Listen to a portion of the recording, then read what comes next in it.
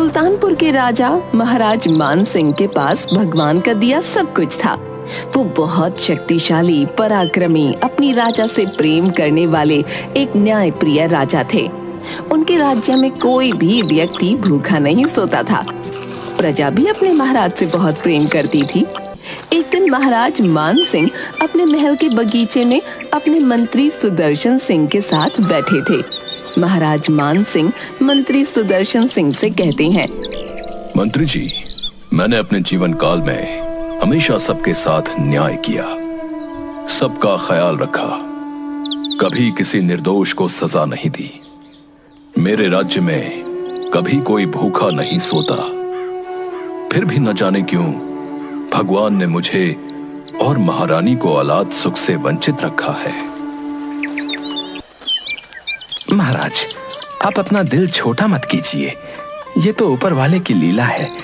जिस दिन उसने आपको औलाद सुख देने का सोचा होगा, उस दिन बिना किसी प्रार्थना के आपको दे देगा महाराज।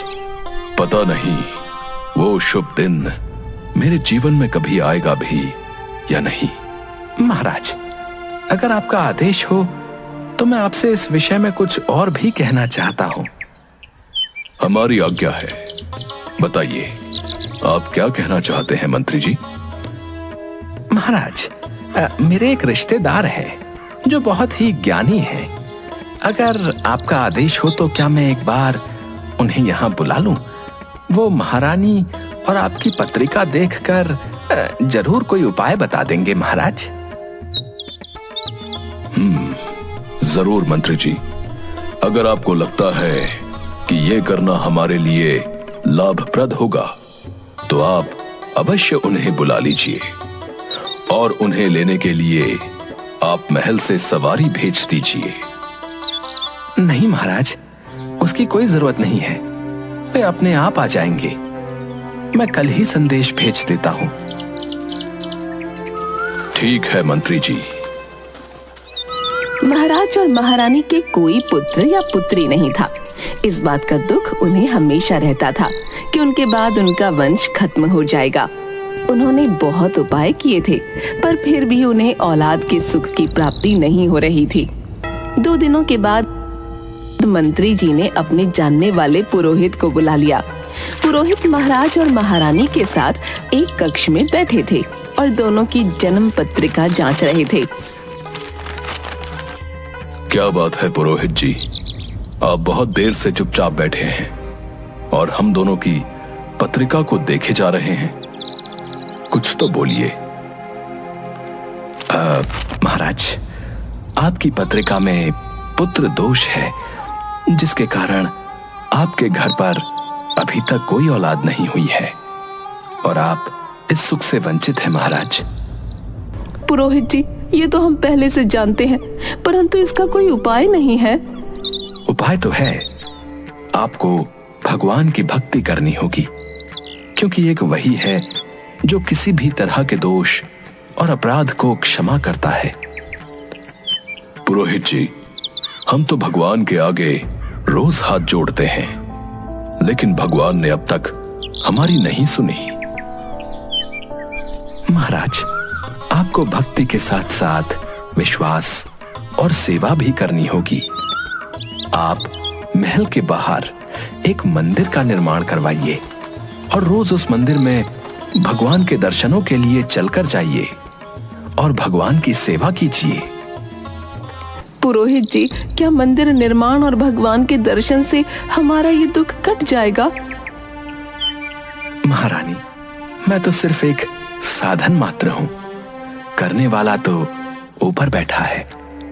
बस आपको इतना ध्यान रखना है कि भगवान की सेवा में कोई कमी ना हो और वो सेवा सच्चे हृदय से की जाए। आप जैसा कह रहे हैं, हम उस बात का पूरा ध्यान रखेंगे। अब मंदिर में भगवान अकेले तो रहेंगे नहीं, उनके लिए एक पुजारी का इंतजाम भी आप ही कर दीजिए। ठीक है महाराज, मेरे जानने वाले एक ब्राह्मण हैं जो बहुत ही सच्चे हृदय से ईश्वर की सेवा करते हैं। मैं उन्हें आपके मंदिर के लिए भेज दूंगा। महाराज मान सिंह ने भगवान का एक सुंदर और भव्य मंदिर बनवाया और उसमें एक पुजारी को काम पर रखा। पुजारी अपने परिवार के साथ मंदिर में ही रहते थे और बड़े भक्ति भाव से भगवान की सेवा करते थे। महाराज मान सिंह हर सुबह अपने सैनिकों के साथ फूलों की एक माला सुबह सुबह मंदिर भिजवाया करते थे और पुजारी उस माला को भगवान कृष्ण को चढ़ाते थे। उसके बाद जब राजा भगवान के दर्शन के लिए आते तो पंडित जी भगवान के गले से माला उतारकर राजा के गले में डाल देते। ये लगभग रोज की बात थी। इस बात को बहुत समय बीत गया। एक दिन महाराज महारानी से बोले, महारानी, अब तो ये उपाय करते हुए भी काफी समय बीत रहा है।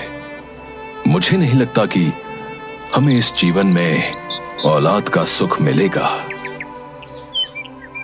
महाराज आप दुखी मत होइए। अगर भगवान ने हमारे भाग्य में ये सुख लिखा है तो ये सुख हमें अवश्य मिलेगा। अब तो मेरा विश्वास भी डगमगा रहा है। क्या सच में भगवान होते हैं? आप कैसी बातें कर रहे हैं? अगर आपको ऐसा लगता है तो आप मंदिर रोज क्यों जाते हैं? मंदिर जाना अब मेरी दिनचर्या का एक हिस्सा बन गया है, इसलिए मैं मंदिर रोज जाता हूँ। कुछ और समय बीता। वो पुजारी बूढ़ा हो रहा था और राजा भी बूढ़ा हो रहा था, लेकिन राजा का एक नियम था कि महाराज रोज मंदिर जाते। एक दिन राजा की तबीयत खराब होने पर राजा ने सिपाही के हाथों पुष्पमाला भेजी और सिपाहियों से कहा, पंडित जी को कह देना कि आज हमारी तबीयत ठीक नहीं है, आज हमारा इंतजार ना करें क्योंकि हम आज नहीं आ पाएंगे। सिपाही ने जाकर पुजारी को पुष्पमाला दी और पंडित जी को सारी बात कह बताई। पंडित जी ने श्री कृष्ण को पुष्पमाला अर्पित की तो पंडित जी ने सोचा, इतने वर्ष हो गए, भगवान का ये हार हमेशा राजा ने पहना है, लेकिन मैंने खुद आज तक इसे कभी नहीं पहना। तो आज इतने वर्षों के बाद मुझे भगवान के इस हार को धारण करने का अवसर मिला है। ये निश्चित रूप से भगवान की इच्छा है। इस बार पंडित जी ने वो हार अपने गले में डाल दिया। तभी सिपाही दौड़ता हुआ आया और बोला, राजा साहब मंदिर आ रहे हैं क्योंकि वहां महाराज की तबीयत ठीक नहीं है। आप सारी तैयारियां करके रखें। इतने सालों से चली आ रही परंपरा को राजा तोड़ना नहीं चाहते हैं, इसलिए वो मंदिर आने के लिए निकल रहे हैं। महाराज बस थोड़ी ही देर में मंदिर पहुंच जाएंगे।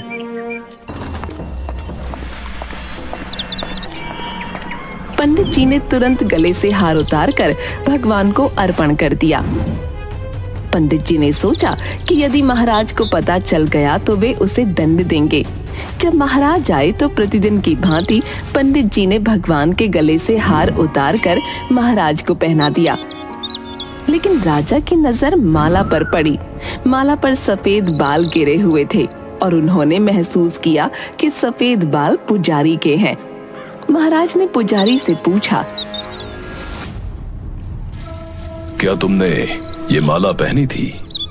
नहीं महाराज, मैं ऐसी गलती कैसे कर सकता हूँ? फिर इस माला पर सफेद बाल कहाँ से आए? पुजारी जी डर गए और डर के मारे कहा, महाराज ये सफेद बाल श्री कृष्ण के हैं। हाँ, ये तो भगवान के ही हैं। तुम झूठ बोल रहे हो, हमें धोखा दे रहे हो। तुमने ये माला पहनी थी और अब अपने झूठ को छुपाने के लिए बाल कृष्ण के बाल सफेद हो गए कह रहे हो। महाराज मैं सच कह रहा हूँ, ये सफेद बाल श्री कृष्ण के ही हैं। बाल श्री कृष्ण के बाल कब सफेद हुए? महाराज कुछ वर्षों पहले ही बाल श्री कृष्ण के बाल सफेद हो गए थे। महाराज को पुजारी की बात पर तनिक भी विश्वास नहीं था। उन्होंने पुजारी से कहा, ठीक है, अगर तुम्हारी बात सत्य है तो मैं कल सुबह के समय बाल श्री कृष्ण के श्रृंगार के पहले आऊंगा और अपने आंखों से देखूंगा कि उनके बाल सफेद हुए हैं या नहीं। परंतु याद रखना, अगर बाल श्री कृष्ण के बाल काले हुए तो इस फरेब के लिए तुम्हें फांसी पर लटका दिया जाएगा। महाराज नाराज होकर चले गए और दूसरी तरफ पुजारी को अपनी मृत्यु दिखाई देने लगी। तभी पुजारी की धर्मपत्नी मंदिर में आई। क्या बात है पुजारी जी, आज आपके चेहरे का रंग क्यों उड़ा हुआ है? क्या बताऊं तुम्हें, आज मुझसे बहुत बड़ा पाप हो गया और मुझे उस पाप की सजा भी मिलने वाली है। कैसा पाप? आप क्या बात कर रहे हैं? मुझे साफ साफ बताइए। आज मैंने अपने मन की चंचलता के कारण भगवान के गले की माला अपने गले में डाल ली और डर के कारण खुद पहनी हुई माला को निकालकर वापस भगवान के गले में डाल दिया। ये तो बड़ा अनर्थ हो गया। अनर्थ भी हो गया और मेरी सजा भी निश्चित हो गई। इस अपराध के लिए महाराज मुझे फांसी पर लटका देंगे। आपने ये बात महाराज को क्यों बताई? पुजारी ने फिर सारी बात अपनी पत्नी से कही। परंतु बाल कृष्णा के बाल तो काले हैं, फिर आपने ऐसा झूठ क्यों बोला? आप महाराज को सच बोल देते और माफी मांग लेते, वे अवश्य आपको माफ कर देते। हाँ, ये करना ज्यादा उचित था, परंतु मैंने महाराज के डर से उनसे झूठ कह दिया था कि बाल श्री कृष्ण के बाल सफेद हो गए हैं। अब कल सुबह जब महाराज आएंगे और बाल श्री कृष्ण के बाल काले देखेंगे तो मुझे फांसी पर लटका देंगे। क्या इस सजा से बचने का कोई उपाय नहीं है? मुझे तो कोई उपाय नहीं दिख रहा। अब मैं भगवान से जाने अनजाने में किए हुए अपराध के लिए क्षमा मांगूंगा और अपने अगले जन्म के लिए प्रार्थना करूंगा। तुम घर जाओ, आज मैं रात को यहीं मंदिर में रहूंगा, भगवान के चरणों में। मैं भी यहीं भगवान के चरणों में ही रहूंगी और उनसे प्रार्थना करूंगी कि आपके द्वारा की गई भूल की आपको माफी दे दें। दोनों पति पत्नी मंदिर में भगवान के आगे हाथ जोड़कर बैठ जाते हैं। पुजारी भगवान कृष्ण को प्रणाम करता है और उनसे बोलता है, भगवान मुझे क्षमा करें। मुझे लोभ हुआ और सोचा कि ये माला मैं भी पहन लूं। भगवान मुझे बचा लो, नहीं तो कल मैं निश्चित रूप से महाराज के हाथों मारा जाऊंगा। पुजारी पूरी रात भगवान से प्रार्थना करता रहा, रोता रहा। पुजारी जी, बाल श्री कृष्ण का मुकुट उतारिए, मैं उनके बाल देखना चाहता हूं। जी महाराज, जैसा आपका आदेश। पुजारी ने घबराकर बाल श्री कृष्णा का मुकुट हटा दिया और मुकुट के हटते ही महाराज के होश उड़ गए, क्योंकि बाल श्री कृष्णा की मूर्ति के बाल सफेद थे। लेकिन महाराज को लगा कि पुजारी ने फिर से कोई चाल चली है और अपनी जान बचाने के लिए पुजारी ने बाल श्री कृष्णा की मूर्ति के बाल रंगे होंगे। मैं जानता हूं, आपने अपनी जान बचाने के लिए बाल श्री कृष्ण के बाल सफेद रंग में रंग दिए हैं। पुजारी डर और आश्चर्य से भरा होता है और हकलाता हुआ महाराज से कहता है, महाराज क्षमा करें, परंतु मैंने ऐसा कुछ भी नहीं किया है।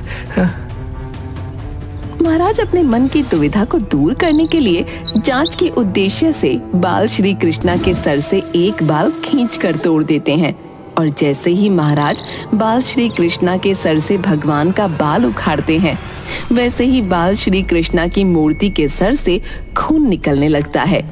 ये देखकर महाराज भगवान के चरणों में गिर जाते हैं और उनसे क्षमा मांगने लगते हैं। हे बाल श्री कृष्ण, मुझे माफ कर दीजिए, मुझे क्षमा कर दीजिए। मैं बहुत बड़ा पापी हूँ। मैं सही और गलत को भूलकर संदेह में इतना अंधा हो गया।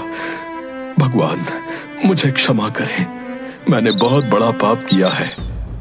तभी मूर्ति से आवाज आई, राजन, आप मुझे केवल मूर्ति ही समझते हैं, इसलिए आज तक मैं केवल आपके लिए मूर्ति हूं। लेकिन इस पुजारी को मुझ में भगवान दिखा, तो मुझे उसकी जान बचाने के लिए अपने बाल सफेद करने पड़े और अपने भक्त की रक्षा करने के लिए आना पड़ा। भगवान मुझे माफ कर दीजिए। आज मुझे समझ में आ गया कि भगवान की पूजा करना और भगवान में आस्था रखना दोनों बहुत अलग अलग बातें हैं। शायद इसलिए आज तक आपने मेरी प्रार्थना नहीं सुनी। राजन, मैं तो आस्था का भूखा हूं, भोग और प्रसाद का नहीं। जिसकी जैसी आस्था होती है उसको वैसा ही फल देना मेरा काम है। उसके बाद राजा को अपनी गलती पर पछतावा हुआ। अब मुझे क्षमा कर दीजिए। मैंने न सिर्फ आप पर बल्कि अपने परमात्मा पर भी विश्वास नहीं किया। महाराज, क्षमा प्रार्थी तो मैं हूं, क्योंकि लालच के कारण मैंने भगवान के गले की माला अपने गले में डाली और फिर डर के कारण उस माला को वापस भगवान के गले में डाल दिया। पुरोहित जी, आपने जो किया वो अपराध नहीं है। वो तो कुछ क्षण की माया थी, परंतु मैंने तो इतने साल जो किया वो लालच के कारण किया और अपने ही परमात्मा पर विश्वास नहीं किया। परंतु अब मैं जीवन के इस सत्य को जान चुका हूं, इसलिए आज से मैं स्वयं अपने हाथों से बाल श्री कृष्ण की सेवा करूंगा। लेकिन अब ये सेवा मैं औलाद की लालसा में नहीं करूंगा। ये सेवा मैं उन्हें अपनी औलाद मानकर करूंगा। उस दिन के बाद महाराज और महारानी ने भगवान का श्रृंगार सेवा सब अपने हाथों से करना शुरू कर दिया, उन्हें एक सजीव रूप में समझकर। और बहुत जल्द बाल श्री कृष्णा ने महाराज और महारानी के यहाँ एक बालक के रूप में जन्म लिया। महाराज महारानी से बोले, भगवान की लीला भी कैसी अनोखी है। जब हम औलाद की लालसा में पूजा पाठ दान धर्म करते थे, तब भगवान हमारी प्रार्थना नहीं सुन रहे थे, और आज जब हमने बाल श्री कृष्ण को ही अपनी औलाद मान लिया तो उन्होंने हमें ये बालक दे दिया। महाराज तभी तो कहते हैं कि ऊपर वाले की लीला वही जानता है। महाराज ने उस बालक का नाम कृष्ण सेन रखा। कहा जाता है कि पत्थर में भी परमात्मा होते हैं। यदि आप ऐसा नहीं मानते हैं तो भले ही भगवान आपके सामने प्रकट हो जाएं, आप उनसे उनकी सच्चाई के बारे में पूछेंगे। यदि आप वास्तव में ईश्वर को देखना चाहते हैं तो आपको केवल महसूस करना है। परमेश्वर पर बिना शर्त विश्वास रखें और बिना किसी रुकावट के अपना काम करते रहें। सर्वशक्तिमान आपको निश्चित रूप से फल देंगे।